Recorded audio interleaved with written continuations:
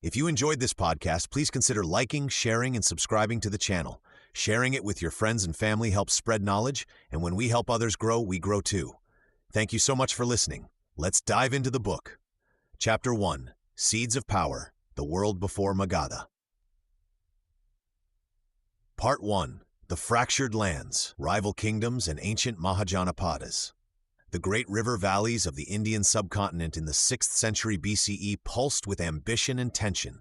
Across this vast land stretched 16 powerful kingdoms, known as Mahajanapadas, each one a world unto itself, ruled by kings who dreamed of empire but found themselves locked in an endless dance of war and diplomacy with their neighbors. In the fertile plains of the north, Kosala commanded respect through its bustling capital of Shravasti. King Prasenjit ruled over prosperous farming communities and controlled crucial trade routes that brought silk and spices from distant lands. His armies were well-fed and disciplined, making Kosala a force that smaller kingdoms approached with careful diplomacy rather than open defiance. To the east, Vatsa had risen under King Udayana, whose capital Kaushambi sat like a jewel on the banks of the Yamuna River. The kingdom's wealth flowed from its position as a crossroads of commerce, where merchants from the Arabian Sea met traders heading toward the eastern forests. Udayana's reputation as both warrior and patron of the arts made Vatsa a cultural beacon that attracted scholars and artists from across the known world. Further west, Avanti stretched across the Malwa Plateau under the iron grip of King Pradyota. His capital Ujjain controlled the southern trade routes, and his armies had earned a fearsome reputation for their swift cavalry charges across the rolling hills. Pradyota himself was known for his quick temper and quicker sword, making him a dangerous enemy and an unreliable ally. Among these giants, the kingdom of Magadha seemed almost insignificant. Nestled in the eastern reaches near the Ganges, it was smaller in territory and poorer in immediate resources than its mighty neighbors. Yet Maga possessed something the others lacked: a strategic position that would prove invaluable in the coming decades. These kingdoms existed in a constant state of calculated tension. Alliances formed and dissolved like morning mist as rulers weighed immediate gains against long-term survival. A marriage between royal houses might secure peace for a generation, while a disputed succession could ignite wars that raged for years. Trade agreements bound kingdoms together even as their armies skirmished along contested borders. The competition extended beyond military might. Each kingdom sought to outshine the others through magnificent palaces, elaborate religious ceremonies, and patronage of learned men. A kingdom that could attract renowned teachers or skilled craftsmen gained prestige that translated into diplomatic advantage when negotiating with rivals. Control of trade routes became the lifeblood of royal treasuries. Rivers served as highways for merchants carrying goods between the emerging cities, while mountain passes channeled valuable resources from the northern kingdoms toward the sea. Wars erupted over river crossings and strategic hilltops that commanded view of these commercial arteries. This fractured political landscape created both opportunity and danger for ambitious rulers. A kingdom that grew too powerful too quickly found itself facing coalitions of nervous neighbors, while one that appeared weak invited immediate invasion. The successful ruler needed to balance expansion with diplomacy, strength with restraint. Into this complex world of competing ambitions, shifting alliances, and constant warfare, a young prince named Bimbisara would soon emerge to claim his inheritance in Magadha, carrying dreams that would reshape the entire subcontinent. Part 2. Born of Ambition, Bimbisara's Early Life and Royal Lineage. The palace halls of Magadha buzzed with whispered conversations as news spread through the corridors. King Bhatia lay dying, and his 15-year-old son Bimbisara stood at the threshold of power.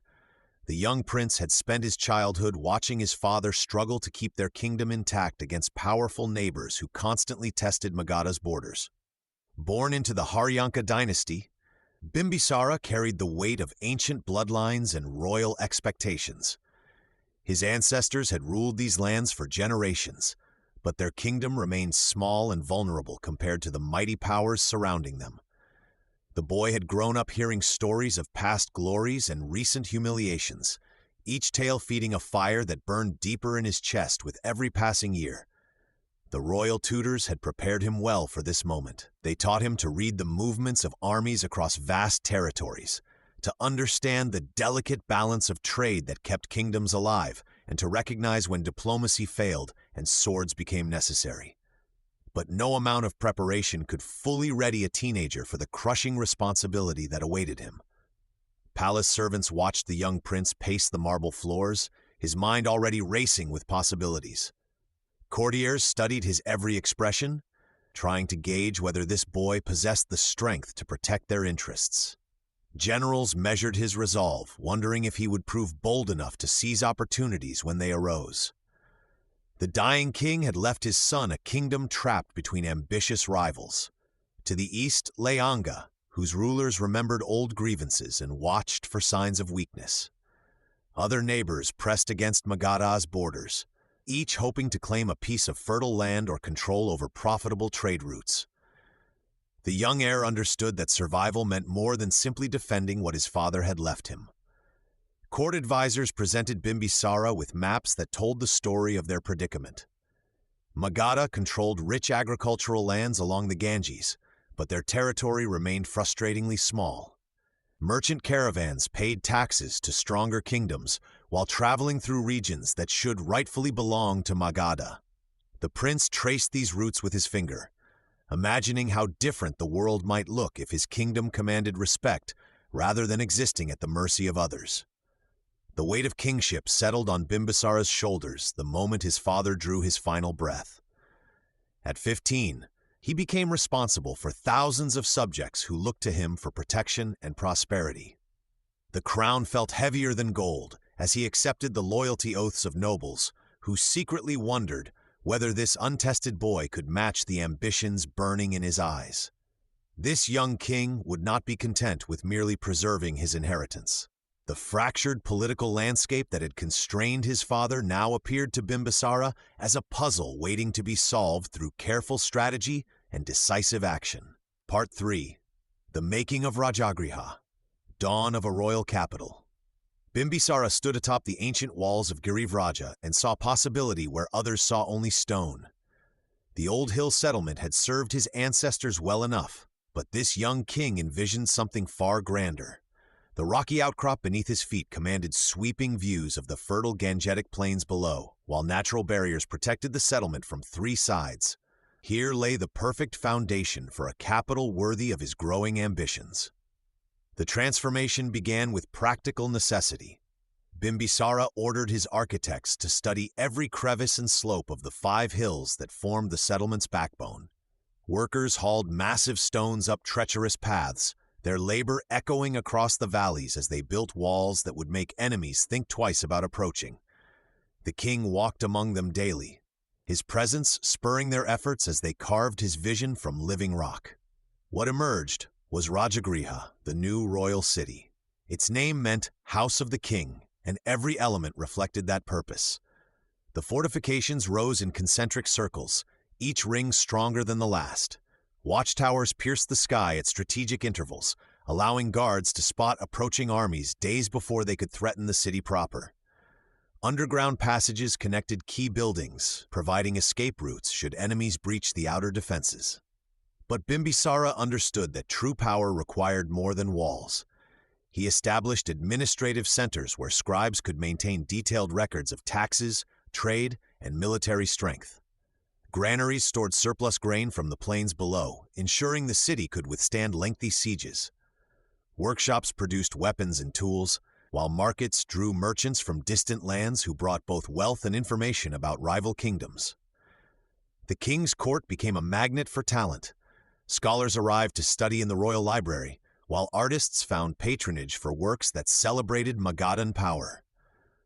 Religious teachers debated philosophy in the palace gardens, their discussions attracting curious crowds. This intellectual ferment transformed Rajagriha from a mere fortress into a cultural beacon that enhanced the kingdom's prestige throughout the region. Construction projects employed thousands of workers, creating a bustling economy that supported families throughout the surrounding countryside. Skilled craftsmen carved intricate decorations into palace walls, while engineers designed ingenious water systems that supplied the growing population. Each completed building declared to visitors that Magadha possessed both wealth and organizational skill. The strategic advantages became clear as rival kingdoms watched nervously. Rajagriha's elevated position made surprise attacks nearly impossible, while its stored resources allowed Bimbisara to launch extended military campaigns without weakening his home base. The city's prosperity attracted ambitious nobles who brought their own territories into Magadhan orbit, expanding the kingdom through diplomacy as well as conquest. By transforming a simple hill town into a formidable capital, Bimbisara had created the foundation for empire. Rajagriha now stood ready to support the far-reaching campaigns he was already planning, its walls protecting the wealth and wisdom that would fuel his drive to dominate the fractured lands around him. Part 4. Enemies at the Gate. The motivations for expansion. From his fortress capital of Rajagriha, Bimbisara gazed out at a world filled with both promise and peril.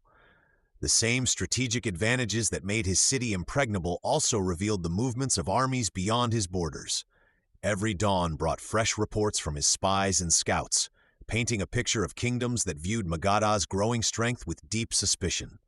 To the east lay Anga, a wealthy kingdom that controlled the mouth of the Ganges River. Its traders grew rich from the precious goods flowing between the heartland and distant ports.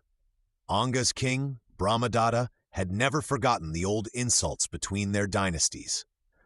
Years earlier, Anga had humiliated Bimbisara's father in a border skirmish, seizing fertile lands that rightfully belonged to Magadha. The wound still festered in the collective memory of the court. Inside Rajagriha's walls, pressure mounted from multiple directions. Ambitious generals who had sworn loyalty to the young king whispered about easy victories waiting beyond the hills. These seasoned warriors had grown restless during the peaceful years of capital building. They reminded Bimbisara that kingdoms either expanded or withered away, consumed by hungrier neighbors. The court factions added their own urgent voices. Noble families who had invested their fortunes in Bimbisara's rise now expected returns on their loyalty. They spoke of trade routes blocked by hostile kingdoms and commercial opportunities slipping away to rival powers. The treasury might overflow with wealth from local taxes, but true prosperity required control over the great rivers and roads that connected distant markets.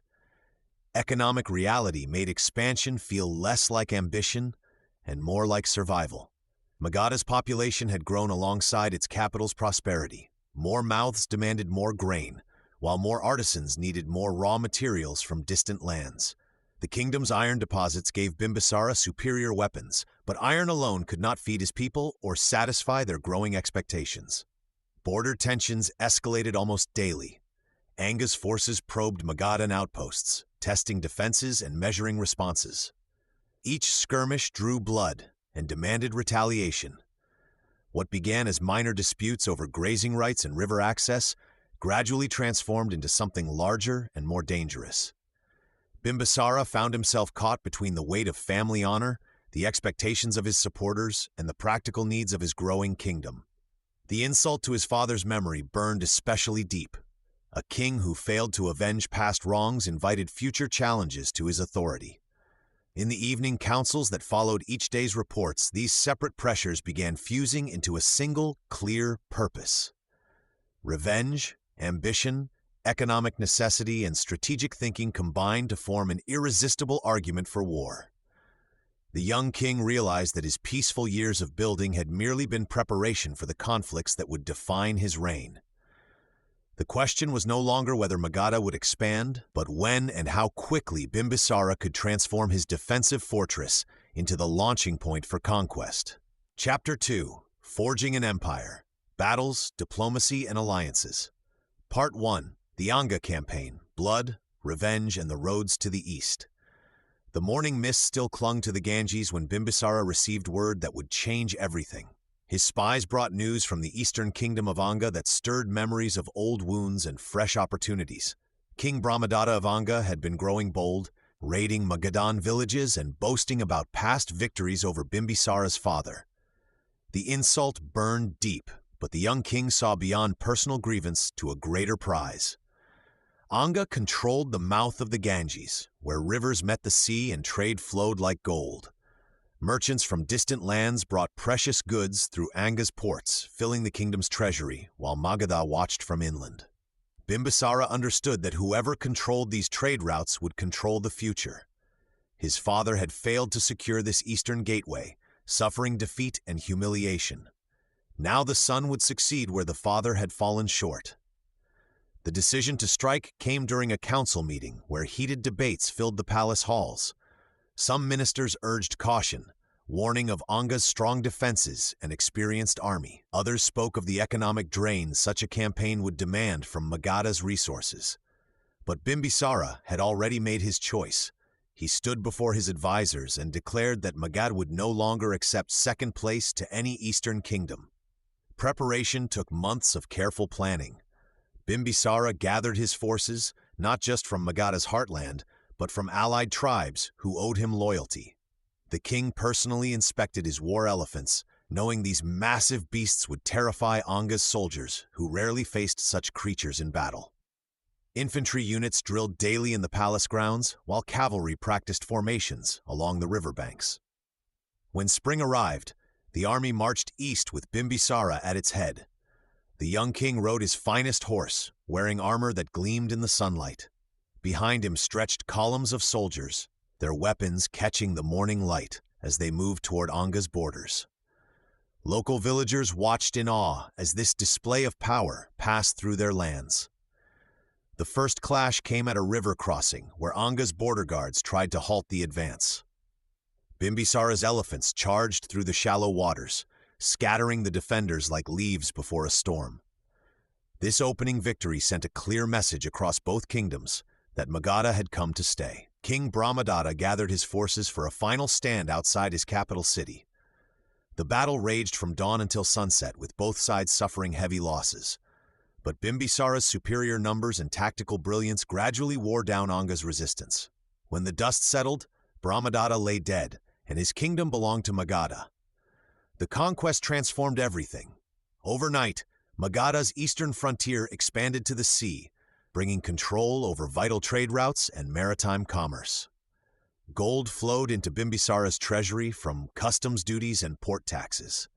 More importantly, other kingdoms now viewed Magadha with new respect and fear. This victory marked a turning point in Indian politics. Where earlier kings had focused on defending ancestral lands, Bimbisara had demonstrated the power of aggressive expansion. His success in Anga would inspire future campaigns and establish the template for imperial growth that would define Magadhan rule for generations to come. Part 2. Warfare and Wisdom.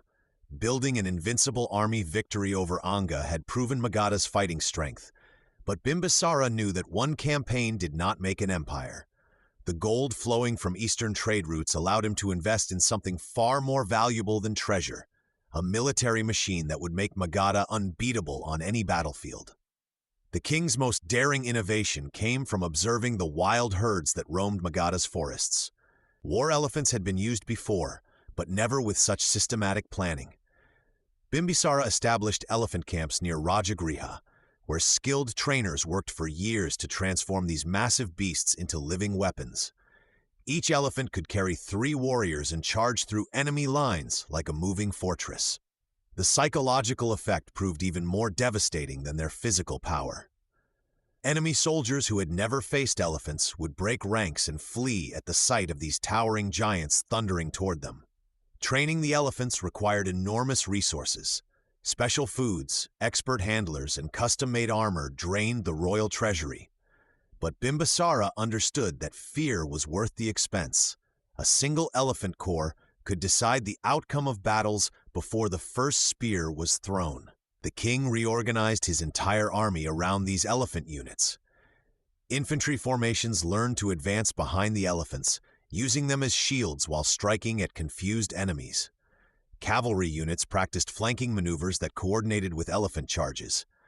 Archers trained to shoot from elephant-back platforms, giving them height advantages that traditional warfare had never seen. Recruitment became more professional under Bimbisara's reforms.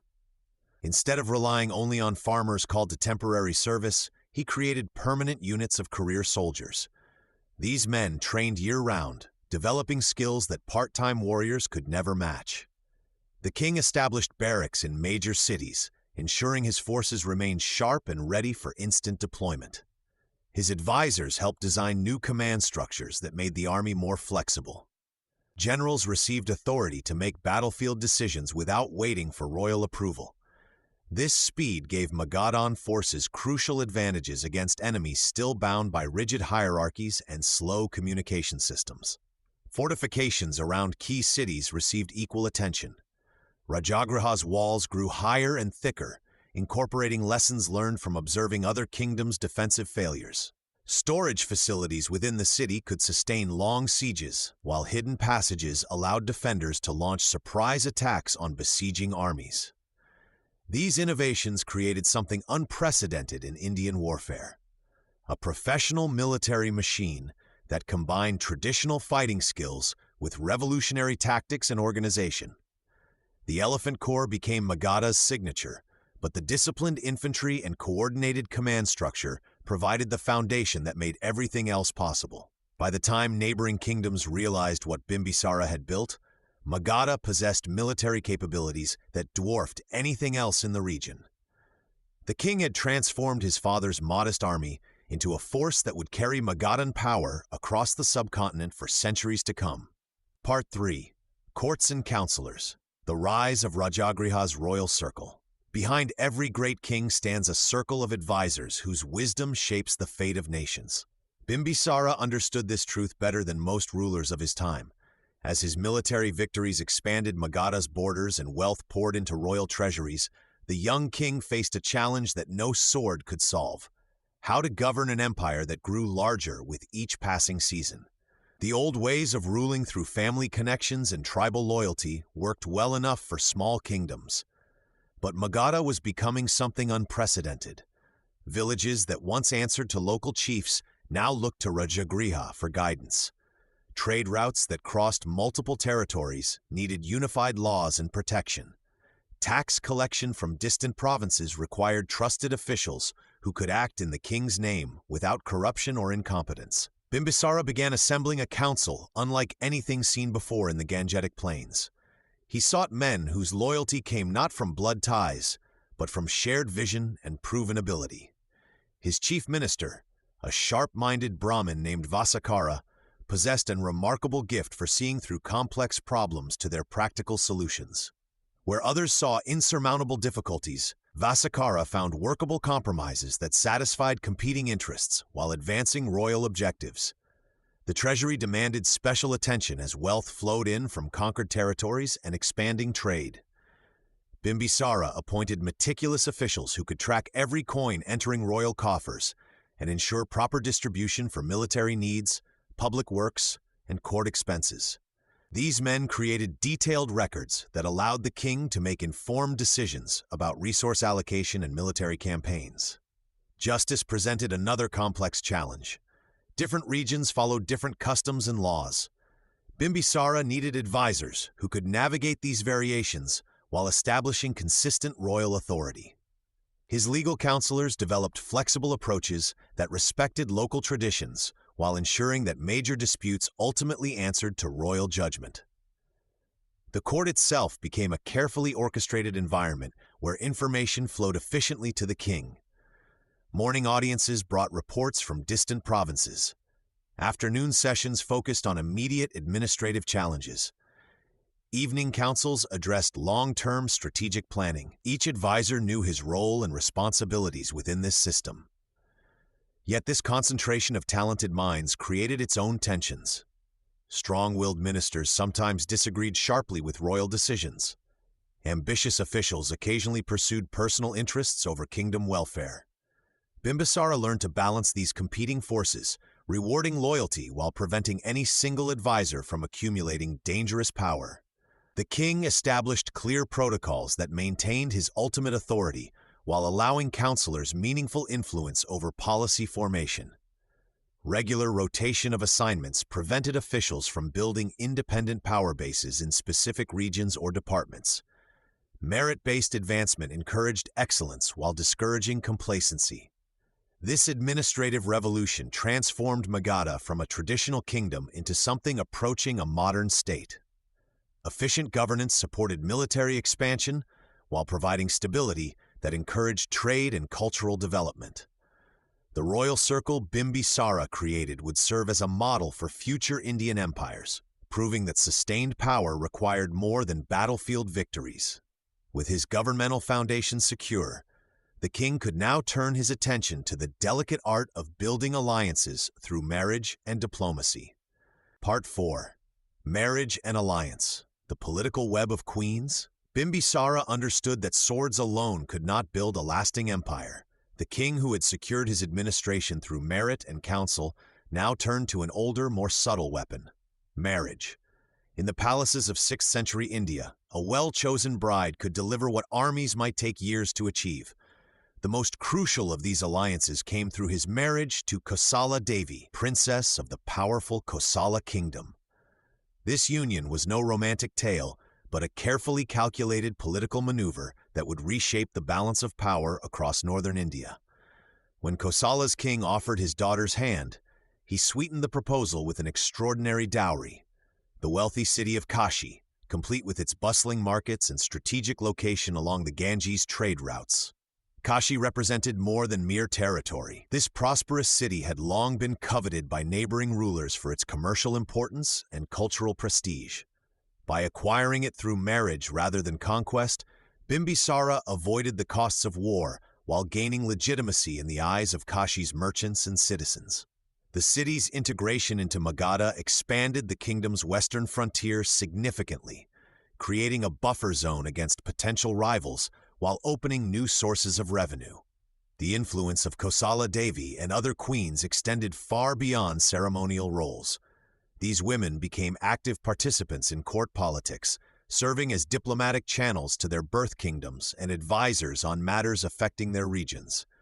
When tensions arose between allied states, queens often mediated disputes through informal networks that complemented official diplomatic channels. Their presence in court ceremonies reinforced the legitimacy of inter-kingdom alliances, making betrayal more costly for potential enemies.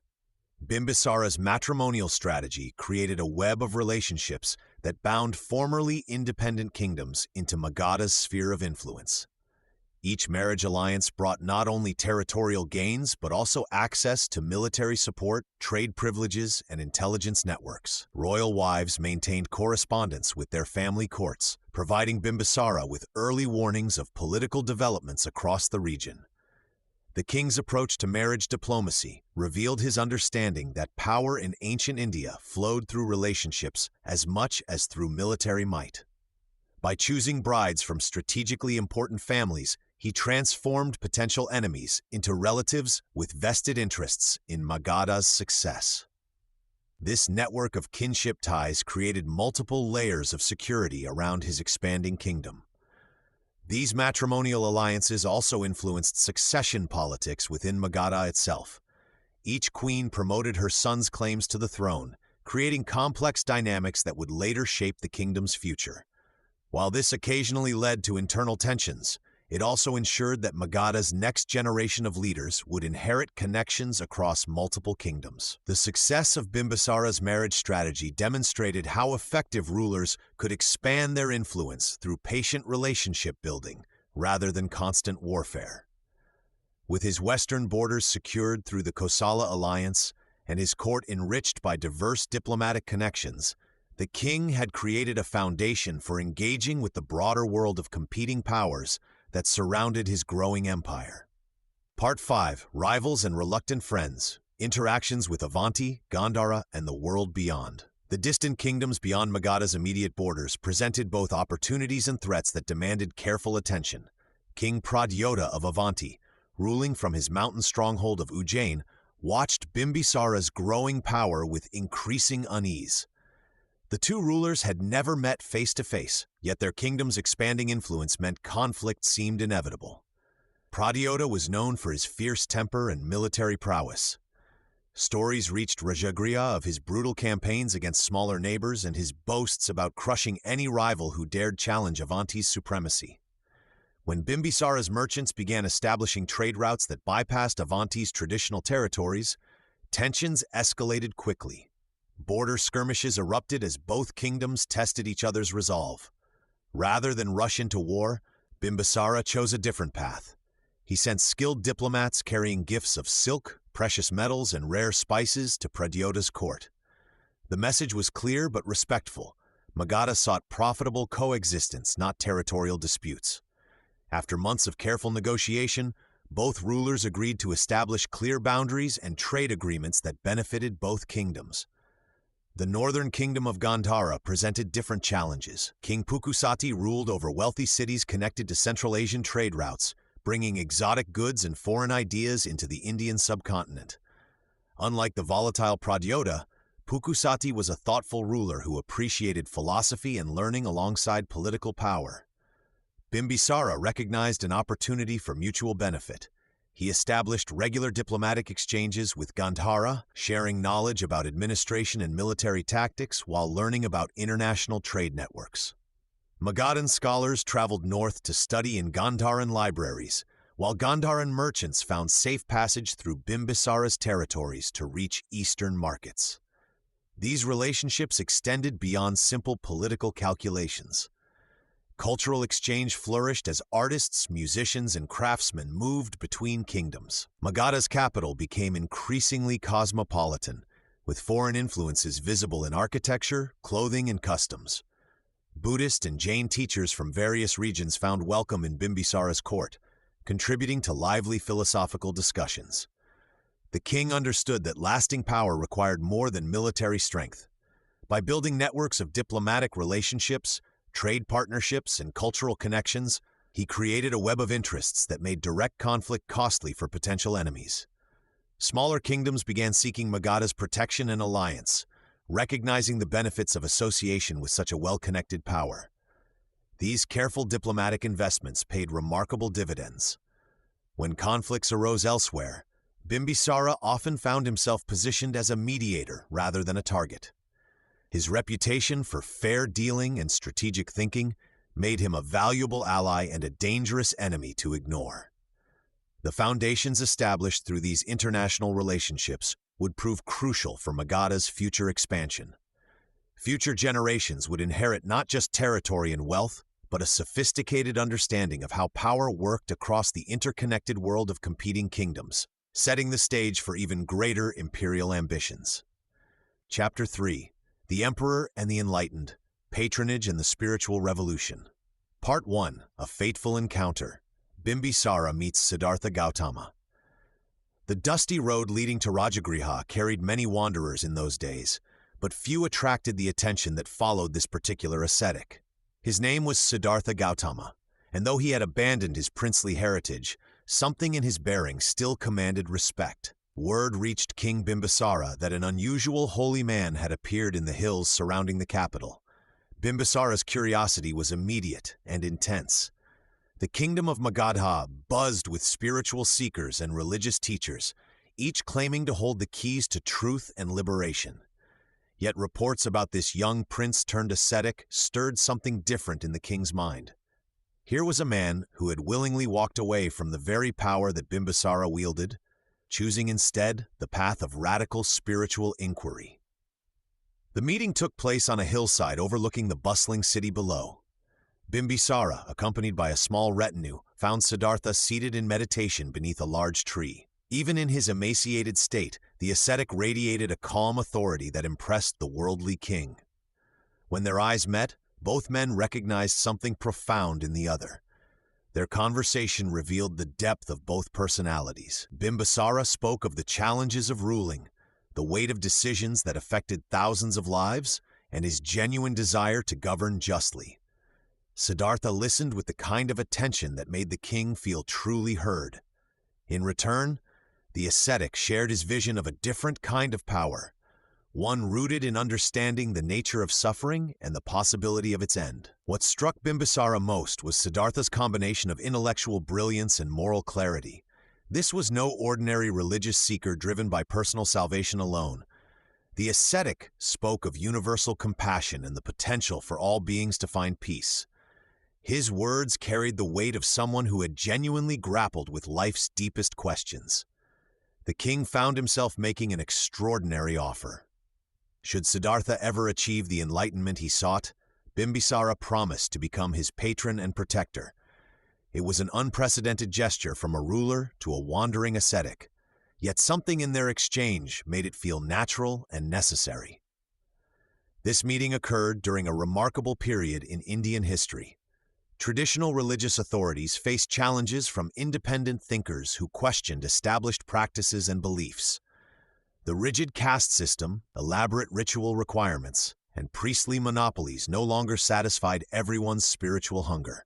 Into this ferment stepped figures like Siddhartha, offering fresh perspectives on ancient questions.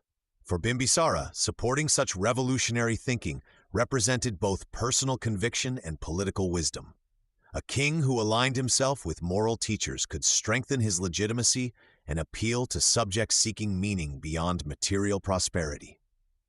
The encounter with Siddhartha planted seeds that would later bloom into one of history's most significant partnerships between temporal and spiritual power, forever changing both Buddhism's trajectory and Magadha's legacy. Part 2. Welcoming the Buddha, Royal Gifts and the Bamboo Grove. When news reached Bimbisara that Siddhartha had achieved enlightenment under the Bodhi tree, the king felt a profound mix of joy and anticipation.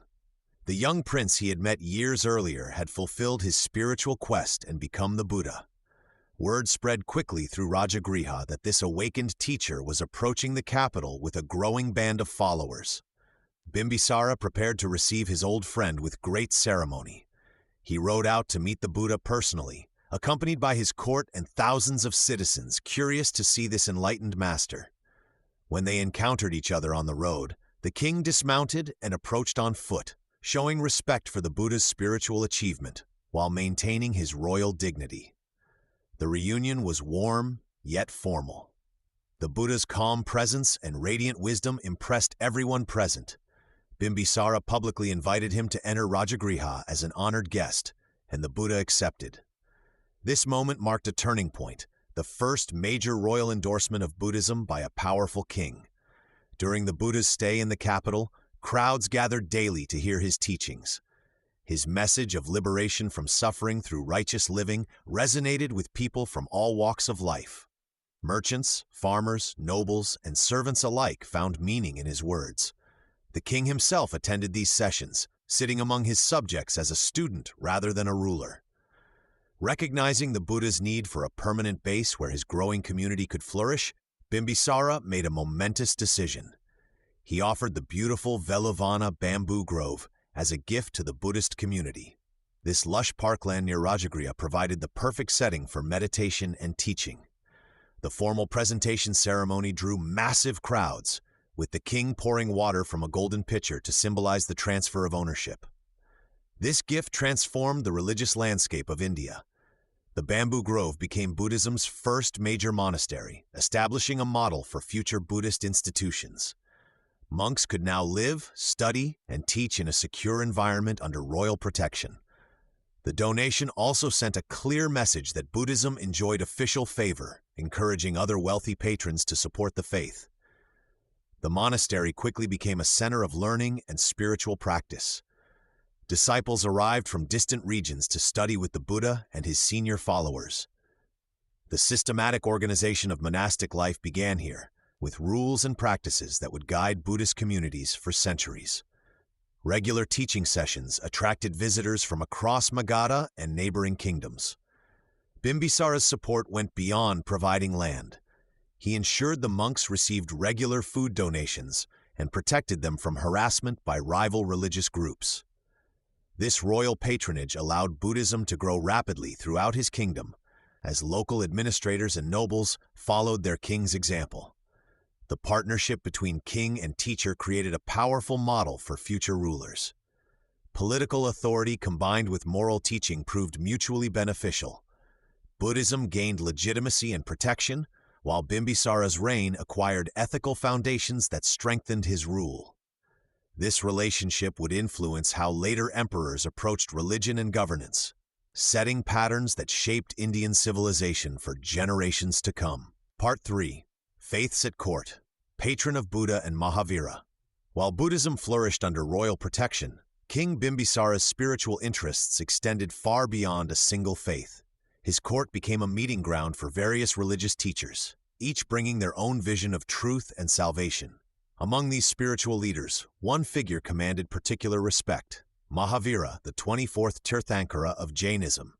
Mahavira's teachings emphasized non-violence, truthfulness, and the purification of the soul through rigorous self-discipline. Unlike the Buddha, who had been born a prince, Mahavira came from a noble family in nearby Vaishali. His path to enlightenment involved extreme asceticism, including periods of complete silence and the abandonment of all possessions, even clothing. When he began teaching around the same time as the Buddha, his message attracted followers who sought spiritual liberation through strict ethical conduct. Bimbisara received Mahavira at his court with the same respect he showed the Buddha. The king listened carefully to Jain teachings about karma, the cycle of rebirth, and the importance of causing no harm to any living being. These ideas resonated with Bimbisara's growing interest in moral governance and the ethical responsibilities of power. The Jain emphasis on truthfulness particularly appealed to a ruler who understood that trust formed the foundation of effective administration. The presence of both Buddhism and Jainism at court created a unique atmosphere of religious dialogue. Monks from both traditions debated questions of ethics, the nature of suffering, and paths to spiritual freedom. Rather than forcing competition between these faiths, Bimbisara encouraged peaceful coexistence and intellectual exchange. His courtiers observed these discussions, many becoming followers of one tradition or the other. This religious plurality reflected Bimbisara's pragmatic wisdom.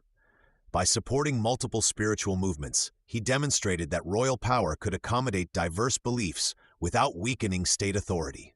Different communities within his kingdom could find representation at court through their chosen religious leaders. This inclusive approach strengthened loyalty among various groups, while positioning Magadha as a center of spiritual innovation. The king's patronage proved crucial for both religions during their formative years. Royal endorsement provided protection from hostile critics and legitimacy among potential converts.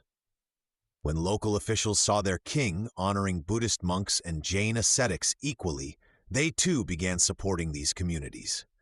This top-down influence accelerated the spread of both faiths throughout Magadha and neighboring regions. Bimbisara's court thus became a laboratory for religious tolerance centuries before such concepts gained widespread acceptance elsewhere.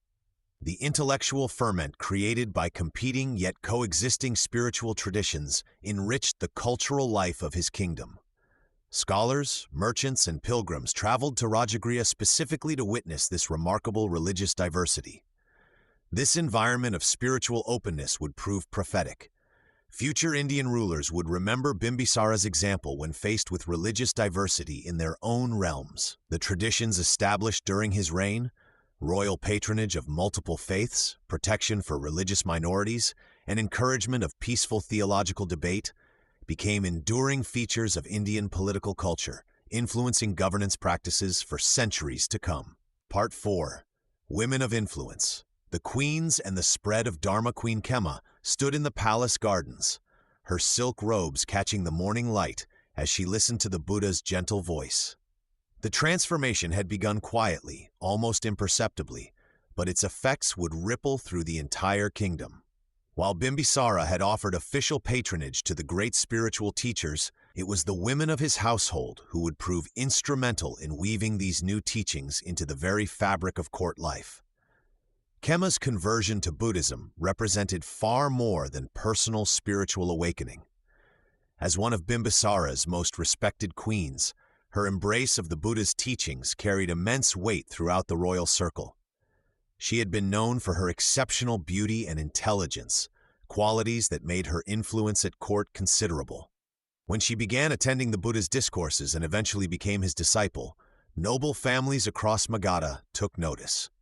The queen's spiritual journey was deeply personal, yet profoundly public.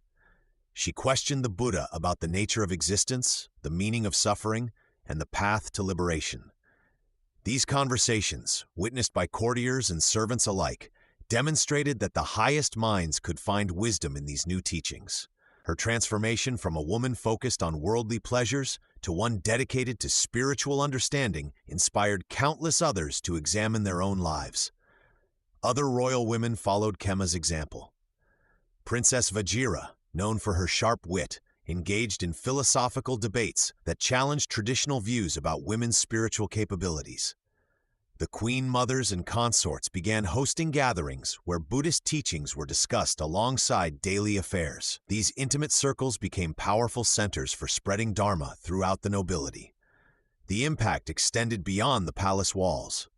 When royal women publicly supported Buddhist monasteries and Jain communities, their actions legitimized these faiths for ordinary citizens. Merchants' wives began attending teachings, inspired by seeing their social superiors embrace these new spiritual paths. The example of educated, powerful women finding meaning in Buddhism and Jainism removed barriers that might have prevented others from exploring these traditions. Female disciples like Kema also challenged existing social norms. Their direct participation in religious discourse proved that spiritual wisdom was not limited by gender. This revolutionary idea gradually influenced how society viewed women's intellectual and spiritual capacities. The royal women's religious activities created space for other women to participate more actively in spiritual life. The personal relationships within Bimbisara's household were transformed by these religious commitments. Conversations between the king and his queens increasingly centered on moral questions and spiritual insights. Children in the royal family grew up surrounded by discussions about compassion, nonviolence, and ethical governance. These intimate family dynamics shaped the next generation of leaders. The Queen's support provided these emerging religions with something invaluable: respectability and accessibility. When common people saw royal women genuinely engaged with Buddhist and Jain teachings, not merely performing ceremonial duties, it demonstrated the universal appeal of these spiritual paths. This grassroots spread of Dharma, facilitated by female influence, would prove as important as any royal decree in establishing these religions within Magadhan society. As the spiritual revolution deepened its roots through these personal transformations, Bimbisara's kingdom was simultaneously flourishing in unprecedented ways. Part 5. A cosmopolitan capital, art, trade, and the birth of a golden age. The spiritual transformation rippling through Bimbisara's court created something remarkable beyond the palace walls. Rajagriha was becoming a city unlike any other in the ancient world. The wealth flowing from successful conquests and expanding trade routes mixed with the new spiritual energy to create a golden age that would define what an Indian capital could become. The city's streets buzzed with activity from dawn to dusk. Merchants from distant lands set up elaborate stalls displaying silk from distant kingdoms, precious stones from mountain regions, and spices that filled the air with exotic scents. The royal treasury's abundance meant artisans could experiment with new techniques and create works of unprecedented beauty. Skilled craftsmen formed guilds that protected their secrets while pushing each other to greater heights of achievement. Religious pilgrims added another layer to this cosmopolitan mix. Followers of the Buddha, disciples of Mahavira, and seekers from various traditions walked the same streets as traders and nobles. They came not just to see the holy sites, but to participate in debates and discussions that shaped emerging spiritual movements. The city's monasteries and gathering places became centers where ideas from across the known world collided and combined in unexpected ways.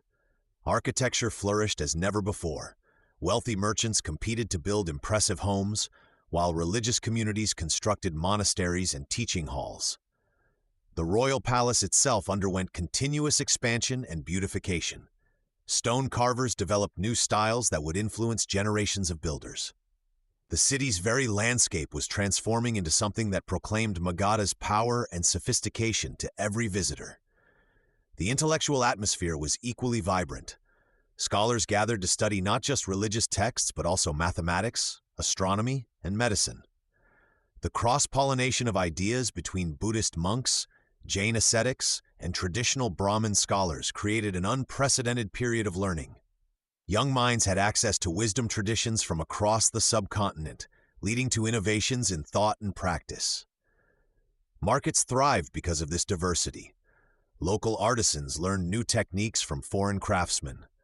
Cooking styles blended as ingredients from distant regions became available. Even clothing fashions evolved as merchants brought new fabrics and styles that court ladies eagerly adopted. The city was becoming a place where the best of many worlds came together. This golden age wasn't accidental. Bimbisara's policies of religious tolerance and trade expansion created the conditions for such flourishing. His protection of different faiths meant scholars felt safe to explore challenging questions. His military successes provided the security necessary for long-distance commerce. His personal interest in spiritual matters attracted the greatest teachers of the age. The transformation was so complete that visitors from other kingdoms returned home with stories of Rajagriha's wonders. This reputation would draw even more talent and wealth to the city, creating a cycle of growth and innovation. However, this remarkable prosperity would soon face its greatest test as political tensions with neighboring kingdoms began to escalate. Chapter 4: Shadows Within, Intrigue, Betrayal, and the Rise of Ajatashatru. Part 1: Palace Tensions, the Consequences of Royal Marriages. The grand halls of Bimbisara's palace hummed with conversations that carried the weight of kingdoms. Each of the king's marriages had brought new alliances, fresh territories, and expanded influence. Yet these same unions that strengthened Magadha's borders began to weaken its heart. Queen Kosala Devi arrived with the prestige of her powerful homeland, carrying herself with the confidence of someone who knew her marriage secured peace between two mighty realms. Her chambers buzzed with advisors from Kosala, their loyalty divided between their homeland and their new court. When she bore a son, the whispers grew louder about succession rights and which child would inherit the throne. Princess Chelana from Madra brought different customs and a fierce independence that clashed with established palace protocols. Her attendants spoke in hushed tones about the traditions of their mountain kingdom, creating invisible barriers that separated them from other royal factions. Her pregnancy sparked fresh debates about which queen's child would be most suitable to rule.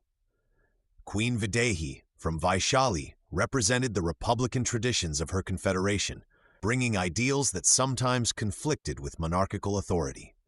Her influence attracted courtiers who favored more consultation in governance, creating yet another distinct group within the palace hierarchy. When she delivered a healthy prince, the competition for royal favor intensified. The palace became a maze of competing loyalties. Servants chose sides based on which queen they served. Ministers calculated which alliance might benefit their own families. Guards whispered about which prince showed the most promise or seemed most likely to remember their service favorably. Ajatashatru grew up watching these divisions. As Videhi's son, he saw how his mother's supporters viewed the other queens with suspicion. He learned early that every gesture, every favor shown by his father was analyzed for deeper meaning. Palace life taught him that power was not just inherited, but constantly negotiated. The royal children sensed the tensions even in their games. They formed natural groups based on their mother's origins, speaking different languages when adults weren't listening. Their tutors, carefully chosen to represent various factions, subtly influenced their thinking about governance, tradition, and rightful authority. Bimbisara tried to balance these forces, rotating his attention between wives and showing equal favor to all his sons. But his efforts to maintain harmony only highlighted the underlying competition. Every decision about education, military training, or ceremonial roles was scrutinized for signs of preference. The queen mothers grew increasingly protective of their children's interests. Private meetings between maternal advisors became more frequent and secretive. Messages traveled between chambers, carrying proposals, warnings, and subtle threats about future arrangements. These domestic tensions created cracks in Magadha's stability that external observers began to notice. Foreign ambassadors learned to approach different queens depending on what they sought to accomplish. The palace's divided loyalties made consistent policy difficult to maintain. As Ajatashatru reached adulthood, the question of succession could no longer be delayed through diplomatic silence. The competing maternal factions had created an environment where ambition would soon demand action, setting the stage for the devastating conflicts that would reshape the kingdom's future. Part 2: The Dark Council, Devadatta, and the Brewing Storm. Into this fractured palace atmosphere stepped Devadatta, a figure whose presence would transform simmering tensions into open rebellion. The cousin of Prince Siddhartha, now known as the Buddha, Devadatta had arrived at court not as a simple monk seeking alms, but as an ambitious man who recognized opportunity in the royal family's divisions. His religious robes concealed political instincts as sharp as any courtier's blade. Devadatta quickly grasped the dynamics between the competing queen mothers and their sons. He approached Ajatashatru during one of the prince's moments of frustration with his father's measured approach to succession. The monk spoke of destiny, of princes who waited too long while kingdoms stagnated under aging rulers. His words carried the weight of religious authority, making Ajatashatru's ambitions seem not just natural, but divinely ordained. The relationship between Devadatta and Ajatashatru deepened over secret meetings in temple courtyards and private chambers. Devadatta painted Bimbisara as a ruler whose time had passed, someone clinging to power while younger, more capable hands remained idle. He whispered about the Buddha's growing influence over the king, suggesting that Magadha was becoming weakened by excessive compassion and philosophical contemplation rather than decisive action. These conversations had consequences beyond the palace walls. Devadatta began challenging the Buddha's teachings openly, creating a schism within the growing community of monks. He advocated for stricter rules, harsher discipline, and a more aggressive stance toward worldly power. This religious rebellion mirrored and amplified the political tensions brewing between father and son. The monk's influence on Ajatashatru became increasingly visible to court observers.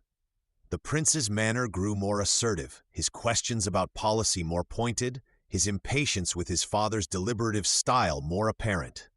Palace servants noticed how Ajatashatru would seek out Devadatta after particularly tense encounters with Bimbisara, returning from these meetings with renewed determination and barely concealed anger. Devadatta's presence created a dangerous feedback loop.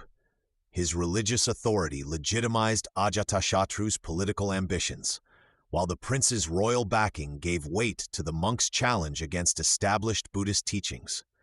Together, they represented a new force that threatened both the stability of the throne and the unity of the spiritual community.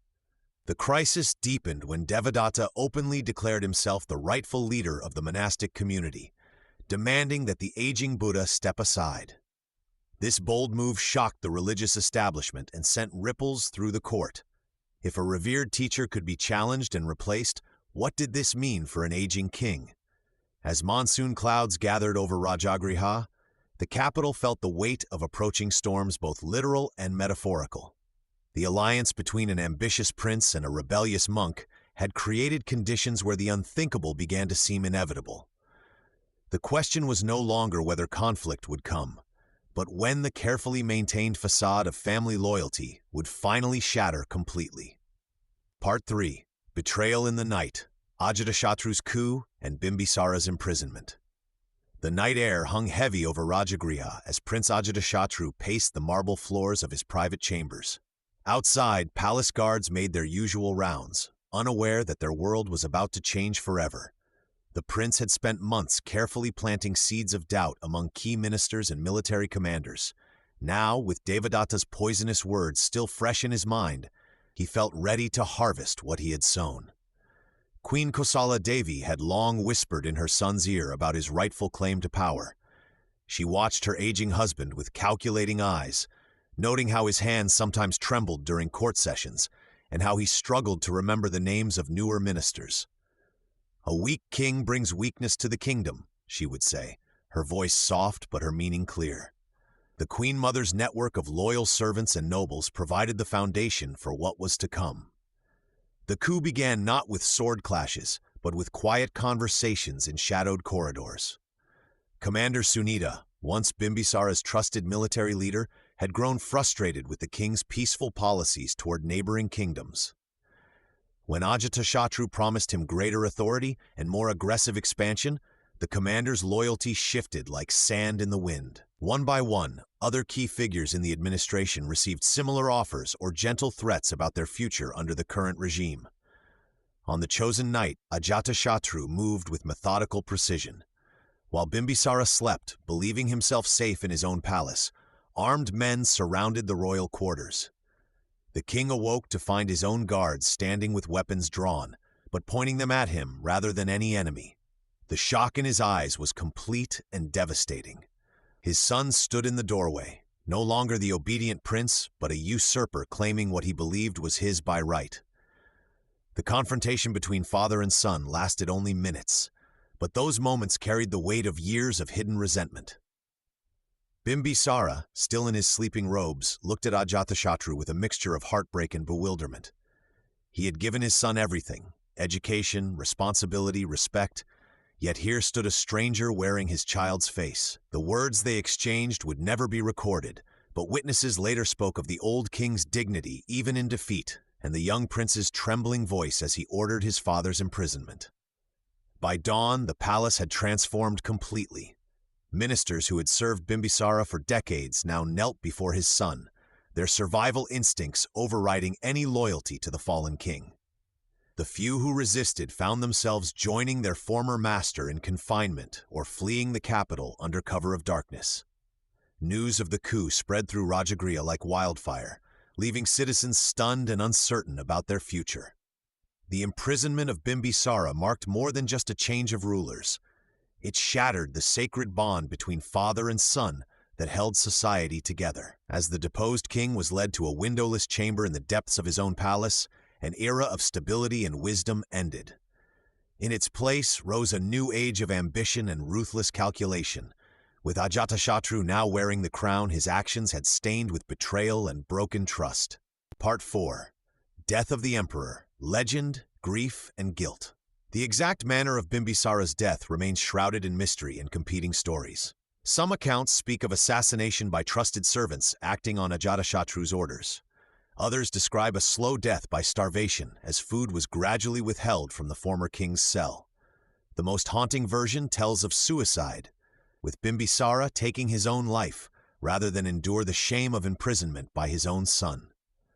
Palace whispers carried different versions of the truth through Rajagriha's streets. Buddhist texts suggest the deposed emperor died of grief, his heart broken by his son's betrayal. Jain sources paint a picture of deliberate murder, with Ajatashatru directly ordering his father's execution. The confusion served the new king's purposes, allowing him to claim innocence while ensuring his father would never return to challenge his rule. What became clear was Ajatashatru's swift transformation from confident usurper to guilt-ridden ruler. Within days of his father's death, courtiers noticed dramatic changes in the young king's behavior. He would pace the palace corridors at night, speaking to shadows and crying out his father's name. Sleep became elusive as nightmares plagued his rest. The psychological weight of patricide began crushing Ajatashatru's spirit. He sought counsel from Buddhist monks and Jain teachers, desperately searching for ways to atone for his crime. His mother, who had initially supported his coup, now watched her son deteriorate with growing alarm. The crown he had seized with such ambition became a burden too heavy to bear with ease. Public perception of the new ruler shifted dramatically. Citizens who had once viewed the royal family with reverence now whispered about curses and divine punishment. The sacred bond between generations had been shattered, and many believed the kingdom itself would suffer consequences. Merchants reported strange omens, while farmers spoke of failed harvests as signs of cosmic displeasure. Buddhist and Jain traditions began weaving Bimbisara's story into their teachings about karma and moral consequence. The once mighty emperor became a symbol of how power and wisdom could not protect against family betrayal. His death served as a cautionary tale about the corrupting nature of ambition and the inevitable price of violence. Religious communities portrayed Bimbisara as a righteous ruler whose support for their causes made his tragic end even more meaningful. His patronage of the Buddha and other spiritual teachers was remembered as evidence of his noble character, making his son's actions appear even more heinous by contrast. The ripple effects of Bimbisara's death extended far beyond the palace walls. Noble families began questioning the stability of royal succession, while regional governors wondered if they should strengthen their own positions against potential chaos. The moral authority that had made Bimbisara's rule so effective crumbled with his death, leaving Ajatashatru to govern through fear rather than respect. As weeks turned to months, Ajatashatru's remorse deepened into a permanent feature of his reign. The confident prince who had seized power was gone, replaced by a haunted king whose every decision was shadowed by guilt. This psychological transformation would reshape not only his personal rule, but the entire character of Magadhan governance for generations to come. Chapter 5. Legacies and Bitter Fruits. The Empire. After Bimbisara Part 1. Ajatashatru Ascendant. New Wars, Old Enmities. Blood had barely dried from Ajatashatru's patricide when the new king turned his gaze outward. The palace that once echoed with his father's measured diplomacy now rang with the clash of weapons being forged. Where Bimbisara had built bridges through marriage and negotiation, his son saw only targets for conquest. The empire his father had carefully constructed would now serve as the foundation for something far more ambitious and brutal. Ajatashatru's first target struck at the heart of family bonds. Kosala, ruled by his maternal uncle Pasenadi, had been Magadha's closest ally through Bimbisara's strategic marriage policies. But family meant nothing to the new king. He viewed Kosala's wealth and strategic position as necessities for Magadhan expansion. The young ruler calculated that sentiment was weakness, and weakness had no place in his vision of empire. The war against Kosala began with border raids that escalated into full-scale invasion. Ajatashatru's armies moved with precision his father's military reforms had made possible. The professional soldiers, iron weapons, and disciplined ranks that Bimbisara had developed now served a master who wielded them without restraint. Pasenadi, caught between family loyalty and state survival, found his smaller forces overwhelmed by Magadhan military superiority. The conquest of Kosala sent shockwaves through the Gangetic plain. If Ajatashatru would destroy his own family's kingdom, no alliance offered safety. The message was clear: submit or face annihilation. This calculated brutality marked a decisive shift from his father's approach, replacing diplomatic finesse with raw intimidation. Next came the Vajika Confederacy, a powerful league of republics centered at Vaishali. These proud city-states had maintained their independence through collective strength and democratic governance. Their very existence challenged Ajatashatru's monarchical ambitions. He could not tolerate rival power structures within his expanding sphere of influence. The Vajika War proved more complex than Kosala's conquest. The Confederacy's democratic decision-making process, while sometimes slow, created genuine unity among its members. Their armies fought with the desperation of free people facing enslavement. Ajatashatru found himself bogged down in a grinding conflict that tested every innovation his father had bequeathed him. Victory came through treachery as much as military skill. Ajatashatru employed spies and provocateurs to sow discord within the Confederacy. He exploited personal rivalries and economic tensions that democracy could not fully resolve. When Vaishali finally fell, it marked not just territorial expansion but the death of an alternative political model. These conquests established Ajatashatru as the dominant force in northern India, but at tremendous cost. The violence of his methods created lasting resentment among subjugated peoples. The careful balance of power his father had maintained through diplomacy collapsed into a system held together solely by fear and force. The empire Bimbisara built through patience and wisdom had become something darker under his son's ruthless ambition. Part 2. Broken Alliances. The Fall of Kosala and Vaishali. The grand network of alliances that Bimbisara had carefully woven across decades began to unravel with brutal efficiency under his son's iron grip. What had taken the old king years of patient negotiation to build, Ajatashatru destroyed in months of calculated betrayal. Kosala felt the blow first and most personally. King Prasenajit had been more than an ally to Bimbisara. He had been family through marriage, a trusted partner in maintaining regional stability. Their friendship had created a buffer zone of peace that allowed both kingdoms to prosper. But blood ties meant nothing to Ajatashatru when territorial ambition called. The war came suddenly, catching Kosala's forces unprepared for such treachery. Prasenajit had grown old believing in the sanctity of their alliance, never imagining that his own nephew would turn against him with such ferocity. Magadhan armies, now seasoned by years of conquest, swept across Kosala's borders with devastating effectiveness. Within 2 campaign seasons, The ancient kingdom of Kosala ceased to exist as an independent state. Its cities fell one by one, its nobility either fled or submitted, and its territories became mere provinces in Ajatashatru's expanding empire. The conquest erased not just political boundaries, but cultural identities that had flourished for generations. Vaishali's fate proved even more tragic, though their resistance lasted longer. The Vajika Confederacy represented everything Ajatashatru despised about the old order: shared power, democratic decision-making, and limits on royal authority. Their very existence challenged his vision of absolute rule. The siege of Vaishali became a symbol of two worldviews clashing. Inside the city walls, representatives from various tribes and clans debated strategy in assemblies that had governed them for centuries. Outside, Ajatashatru's forces represented the new reality of centralized power backed by overwhelming military might. The Confederacy's strength had always been its diversity, but this became its weakness when facing a unified enemy. Different groups within Vaishali held different opinions about resistance, negotiation, and surrender.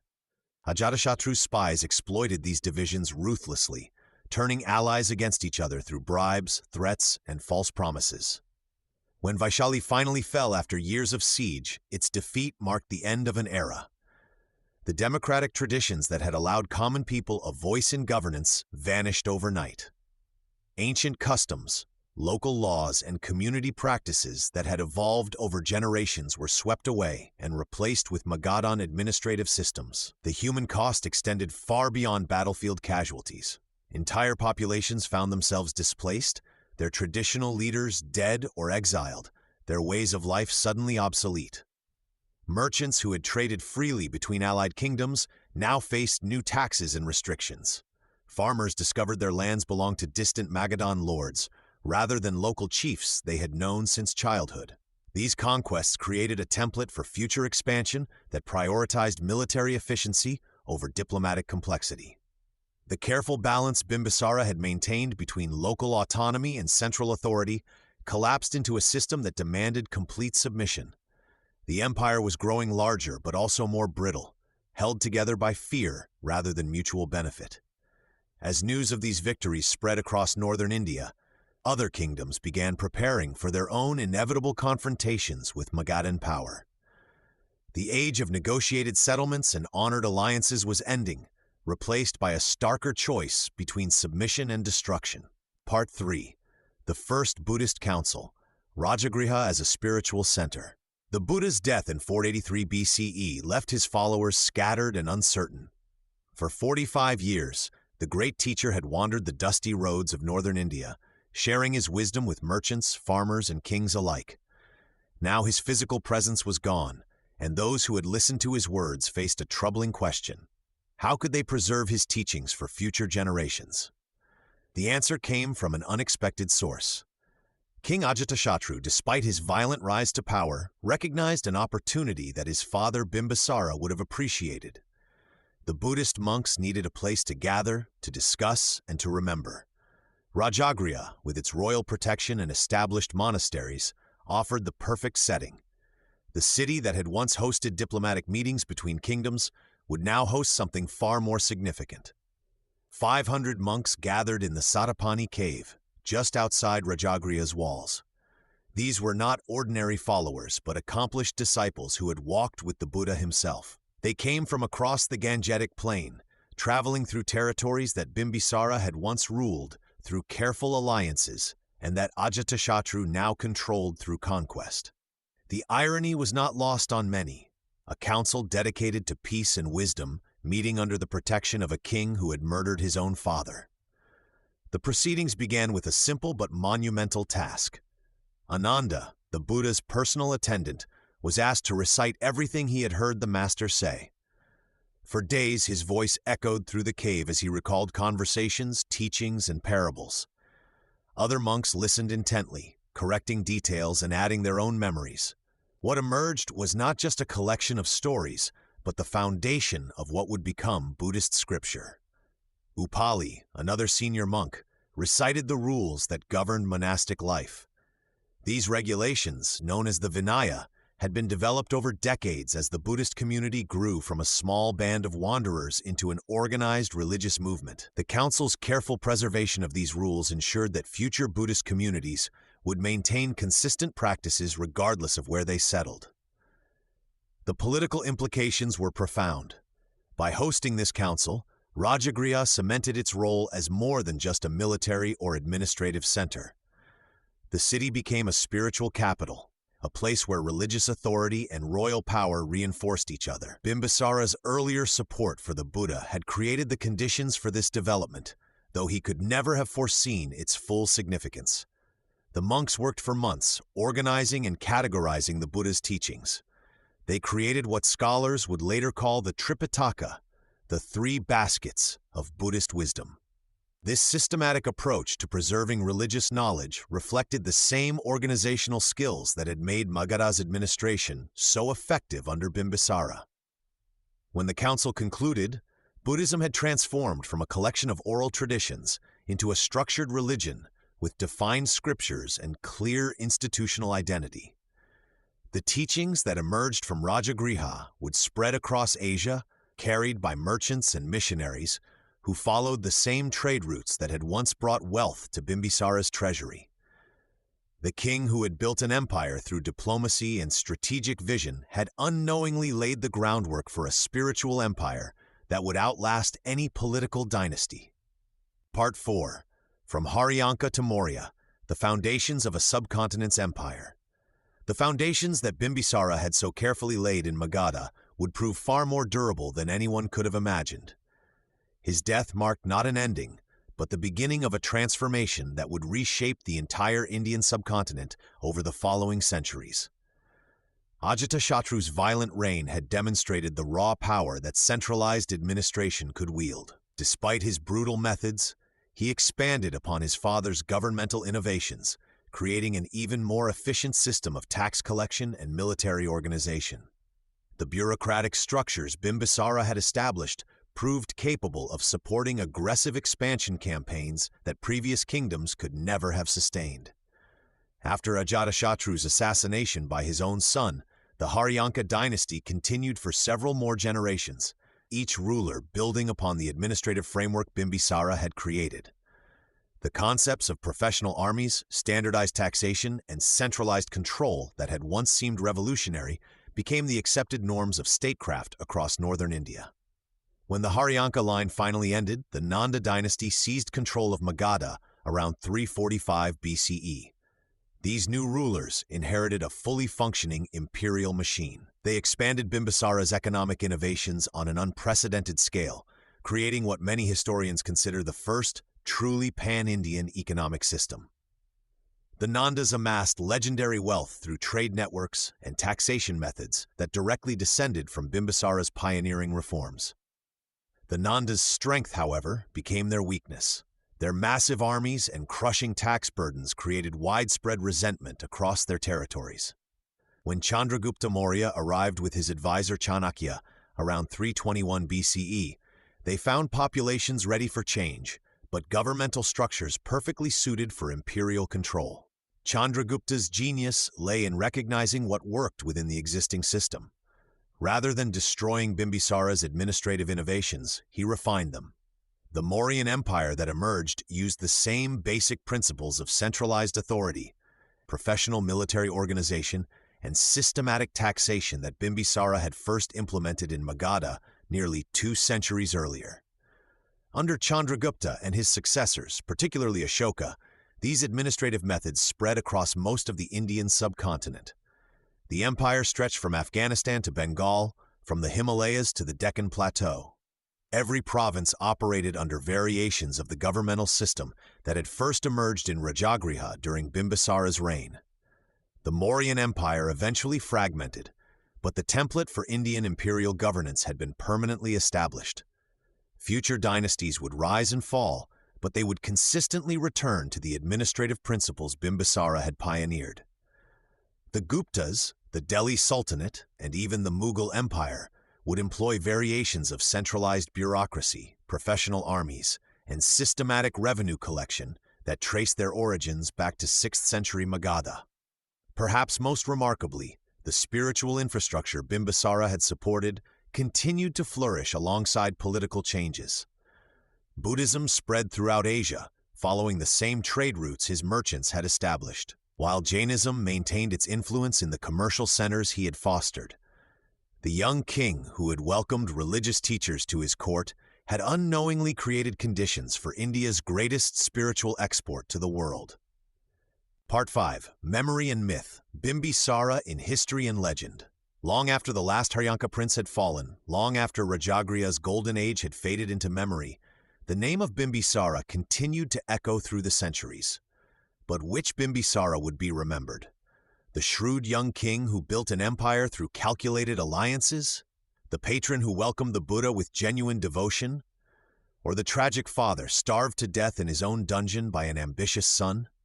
Buddhist storytellers painted him as the ideal monarch, a righteous ruler who recognized spiritual truth when it appeared at his gates. In the Jataka tales, monks described how the king's past life merits had prepared him to support the Buddha's mission. The Vinaya Pitaka recorded his generous donations and careful attention to monastic needs, transforming him into a model of royal patronage. These stories spread along the same trade routes his merchants had once traveled, carrying his legend to Sri Lanka, Burma, and beyond. Jain traditions remembered a different man. Their texts portrayed Bimbisara as Shrenik, a king who struggled between worldly duties and spiritual calling. Here was a ruler torn between the violence of statecraft and the ahimsa preached by Mahavira. Jain literature depicted his internal conflicts with psychological depth, showing a powerful man haunted by the blood spilled in his empire's name. This version emphasized moral complexity, presenting kingship itself as a spiritual trial. Hindu Puranas and regional chronicles offered yet another perspective. They celebrated his military genius and administrative innovations while downplaying religious associations. Folk ballads in Bihar still sang of the great king who made the Ganges bend to his will, mixing historical achievements with supernatural powers. Village storytellers added miraculous elements to his reign, crediting him with controlling monsoons and communicating with animals. Medieval historians faced the challenge of reconciling these competing narratives. Muslim chroniclers like al-Biruni encountered a figure already wrapped in layers of legend. They attempted to separate historical fact from religious mythology, but found the boundaries hopelessly blurred. Buddhist kingdoms in Southeast Asia claimed direct descent from his spiritual legacy, while Indian dynasties invoked his administrative precedents to justify their own rule. The tragedy of his final years proved irresistible to later writers. Sanskrit dramas portrayed the king and son conflict as cosmic punishment for political ambition. Ajatashatru's patricide became a cautionary tale about power's corrupting influence, with Bimbisara cast as both victim and architect of his own destruction. These theatrical versions emphasized Dharma's triumph over mere political calculation. Modern archaeology has revealed the material reality behind the legends. Excavations at Rajagriha show evidence of the urban planning and fortifications described in ancient texts. Buddhist monasteries built with royal patronage still dot the landscape around his capital. Yet these physical remnants cannot capture the human complexity that made his story endure. Perhaps the mythmakers understood something historians struggle to grasp. Bimbisara's true legacy lies not in administrative details or military victories, but in the eternal questions his life posed. How should power serve wisdom? Can worldly success coexist with spiritual growth? What price does empire exact from those who build it? These questions, born in 6th century Magadha, continue resonating wherever humans grapple with authority, ambition, and the search for meaning beyond mortal achievement.